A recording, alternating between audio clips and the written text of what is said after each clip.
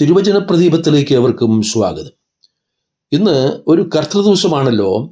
ദൈവത്തെ ആരാധിക്കുവാൻ ദൈവജനം കാത്തിരിക്കുന്ന ദിവസം. യഹോവയുടെ ആലയത്തിലേക്ക് നമുക്ക് പോകാമെന്ന് പറഞ്ഞപ്പോൾ ഞാൻ സന്തോഷിച്ചുവെന്ന് 122 സങ്കീർത്തനത്തിൽ വായിക്കുന്നത് പോലെ ഇന്ന് സന്തോഷത്തോടെ നമുക്ക് ദൈവത്തെ ആരാധിക്കാം. ഇന്നത്തെ ചിന്തയ്ക്ക് ആധാരമായി ശമൂവേലിന്റെ 2-ാം പുസ്തകം 3-ാം അധ്യായം 33-ാം വാക്യമാണ് തിരഞ്ഞെടുത്തിരിക്കുന്നത്.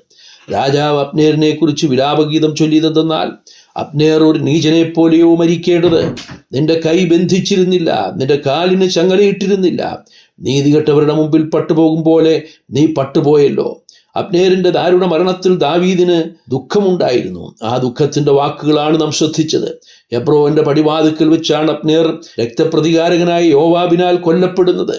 അബദ്ധവശാൽ തെറ്റുകാരായി തീർന്നവർക്ക് ഓടിച്ചെന്ന ഭയം പ്രാപിക്കുവാൻ ഇസ്രായേൽ യോശുവയുടെ കാലത്ത് അനുവദിച്ചു കൊടുത്ത 6 സങ്കീർണ നഗരങ്ങളിൽ ഒന്നാണ് ഹെബ്രോൻ.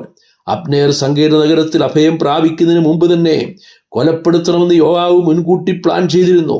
അബ്നേർ മുമ്പ് ശൗലിന്റെ സേനാധിപതിയായിരുന്നെങ്കിലും ഗോലിയാത്തിനെ പരാജയപ്പെടുത്തിയ ദാവീദിനെ ശൗലിന്റെ മുമ്പിൽ നിൽക്കുവാൻ കൂട്ടിക്കൊണ്ടുവന്നത് അബ്നേരായിരുന്നു. ശൗലിന്റെ മരണത്തിനു ശേഷം തന്റെ മകനായ ഈശ്ബോശത്തിനെ രാജാവാക്കി. ശൗലിന്റെ ഗ്രഹം ക്ഷയിച്ചും ദാവീദിന്റെ ഗ്രഹത്തിന് ശക്തി കൂടിയും വന്നു. അബ്നേർ ശൗലിന്റെ നല്ല സേനാധിപനായിരുന്നെങ്കിലും ശൗലിന്റെ വെപ്പാട്ടിയായ രിസ്ബയുടെ അടുക്കൽ അബ്നേർ ചെന്നതിനെ ഈശ്ബോശത്ത് ചോദ്യം ചെയ്തു. സാധാരണ നിലയിൽ രാജാവിന്റെ വെപ്പാട്ടിയുടെ അടുക്കൽ ചെല്ലുന്നത് നിഷിദ്ധവും രാജാവിന്റെ സിംഹാസനം സ്വന്തമാക്കുന്നതിനും തുല്യമായിരുന്നു. ഈ വിഷയത്തിൽ അബ്നേരിനെ ചോദ്യം ചെയ്തത് ഇഷ്ടപ്പെടാതിരുന്ന അബ്നേർ ദാവീദിന്റെ പക്ഷം ചേർന്നു. അതുവരെ ശൗലിനു വേണ്ടി പ്രവർത്തിച്ച അബ്നേർ ദാവീദിനു വേണ്ടി പ്രവർത്തിക്കുവാൻ ആരംഭിച്ചു. ദാവീദിന്റെ പടയാളികളും ഈശ്ബോശത്തിന്റെ പടയാളികളും തമ്മിലുണ്ടായ ആഭ്യന്തര കലാപത്തിൽ ഈശ്ബോശത്തിന്റെ അഥവാ ശൗലിന്റെ ഗ്രഹത്തിന് പരാജയം സംഭവിച്ചിരുന്നു.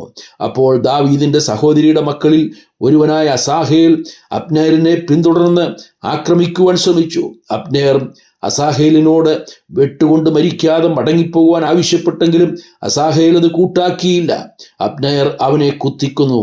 അവൻ മരിച്ചുപോയി. ദാവീദ് രാജാവായപ്പോൾ അസാഹേലിന്റെ സഹോദരനായ യോവാബ് സൈന്യാധിപനായി. ഈ സന്ദർഭം പാഴാക്കാതെ തന്റെ സഹോദര ഘാതകനായ അബ്നേരിനെ വകവരുത്തുവാൻ യോവാബ് തീരുമാനിച്ചു. അനുനയഭാവത്തിൽ അടുത്ത് വിളിപ്പിച്ച് അബ്നേരിനെ കുത്തിക്കൊന്നു. ഇത് ദാവീദിന് അനിഷ്ടമായിരുന്നു. ദാവീദിന്റെ അറിവോടെയല്ല യോവാബ് ഈ കാര്യം പ്രവർത്തിച്ചത്. ആ രക്തപാതകത്തിന് ദൈവസന്നിധിയിൽ ദാവീദിന് കുറ്റമില്ല എന്ന് പറഞ്ഞ് ദാവീദ് കൈയൊഴിയുന്നു. അതിന്റെ കുറ്റം മുഴുവൻ യോവാബിന്റെ മേൽ ചുമത്തുന്നു. ദാവീദ് രാജാവായപ്പോൾ നിശ്ചയമായി അബ്നേരിനെ ഉന്നതനായ ഒരു സൈന്യാധിപൻ തന്നെ ആക്കുമായിരുന്നു. എന്നാൽ അതിനു മുമ്പ് അബ്നേരിനെ വഞ്ചനയിലൂടെ കൊന്നുകളഞ്ഞു. ദുഃഖിതനായി ദാവീദ് അബ്നേരിനെ കുറിച്ച് വിലപിക്കുന്നതിൽ 4 കാര്യങ്ങൾ പറയുന്നു. 1, നീ ഒരു നീചനെ പോലെയല്ല മരിക്കേണ്ടത്. നിന്റെ കൈ ബന്ധിച്ചിരുന്നില്ല, നിന്റെ കാലിന് ചങ്ങലയിട്ടിരുന്നില്ല. നീ നീതികെട്ടവരുടെ മുമ്പിൽ പട്ടുപോയി. ഇസ്രായേലിൽ ഒരു മഹാനും പ്രഭുവുമായിരുന്ന ഒരു മനുഷ്യന്റെ അന്ത്യത്തെക്കുറിച്ചാണ് ദാവീദ് ഈ നിലയിൽ ദുഃഖിതനായി തീർന്നത്. ഒരു കാൽച്ചൂടുകൂടെ മുമ്പോട്ട് വെച്ചിരുന്നെങ്കിൽ സങ്കീർണ നഗരത്തിൽ പ്രവേശിക്കാമായിരുന്നു. എന്നാൽ അതിനു മുമ്പ് യോവാബിന്റെ കുത്തേറ്റ് മരിച്ചുപോയി. രക്ഷാസങ്കേതം അടുത്തുണ്ടായിട്ടും നീചനെ പോലെ പട്ടുപോയ അബ്നേരിനെ പോലെ ഇന്നും അനേകരുണ്ട്. നാമും ആ കൂട്ടത്തിൽപ്പെട്ടവരായിരുന്നു. എന്നാൽ അബദ്ധവശാൽ തെറ്റ് ചെയ്തവരെങ്കിലും ശിക്ഷിക്കപ്പെടേണ്ടവരെങ്കിലും നമുക്ക് രക്ഷാസങ്കേതമായിത്തീർന്ന ക്രിസ്തുവിൽ അഭയം പ്രാപിപ്പാനും രക്ഷിക്കപ്പെടുവാനിടയായി. ഈ ദിവസത്തിൽ നമ്മുടെ കർത്താവായ യേശു ക്രിസ്തുവിൽ കൂടെ നമുക്ക് ലഭിച്ചിരിക്കുന്ന അനുഗ്രഹിക്കപ്പെട്ട രക്ഷയ്ക്കായി നമുക്ക് ദൈവത്തിന് സ്തോത്രം ചെയ്യാം. അപ്പോൾ തന്നെ എബ്രായ ലേഖനം 6-ാം അധ്യായം 18-ാം വാക്യത്തിൽ പറയുന്നത് പോലെ, അങ്ങനെ നമ്മുടെ മുമ്പിൽ വെച്ചിട്ടുള്ള പ്രത്യാശ പിടിച്ചുകൊള്ളുവാൻ ശരണത്തിനായി ഓടിവന്ന നാം മാറിപ്പോകാത്തതും ദൈവത്തിന് ഭോഷ്ക് പറവാൻ കഴിയാത്തതുമായ 2 കാര്യങ്ങളാൽ ശക്തിയുള്ള പ്രബോധനം പ്രാപിപ്പാൻ ഇടവരുന്നു. പ്രിയരേ, കർത്താവായ യേശു ക്രിസ്തുവിൽ കൂടെ നമുക്ക് വലിയ രക്ഷ ലഭിച്ചു എന്ന് മാത്രമല്ല, അതിലൂടെ നമുക്ക് അനുഗ്രഹിക്കപ്പെട്ട പ്രത്യാശയും ലഭിച്ചിരിക്കുന്നു. ഈ ദിവസത്തിൽ നമ്മുടെ കർത്താവിനെല്ലാം മഹത്വം അർപ്പിക്കാം.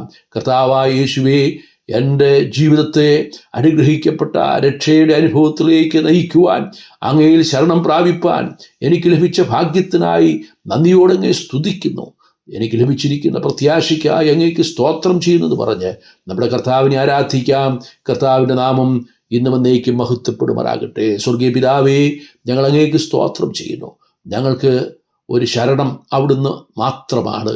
ഞങ്ങൾക്ക് ശരണം പ്രാപിപ്പാൻ, അങ്ങയുടെ അടുത്തേക്ക് ഓടി വന്ന ഭയം പ്രാപിപ്പാൻ, ഞങ്ങൾക്ക് ലഭിച്ച അനുഗ്രഹിക്കപ്പെട്ട രക്ഷയ്ക്കായി, ശ്രേഷ്ഠമായ രക്ഷയ്ക്കായി ഞങ്ങൾ അങ്ങേക്ക് സ്തോത്രം ചെയ്യുന്നു. അതിലൂടെ ഞങ്ങൾക്ക് ലഭിച്ച അനുഗ്രഹിക്കപ്പെട്ട പ്രത്യാശയ്ക്കായി ഞങ്ങൾ അങ്ങേക്ക് മഹത്വം കരയറ്റുന്നു.